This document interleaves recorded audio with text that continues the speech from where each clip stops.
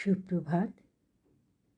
আজ এই শুভ দিনটি শুরু করছি শ্রী মা শারদার অমৃতবাণী দিয়ে।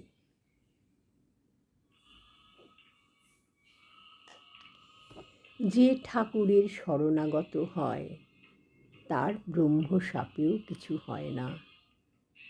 ঠাকুর একমাত্র রক্ষাকর্তা, এটি সর্বদা মনে রাখবে। এটি ভুললে সব ভুল। ঠাকুরকে ডাকলেই সব হবে। ঠাকুরের কাছে যা চাইবে তাই পাবে।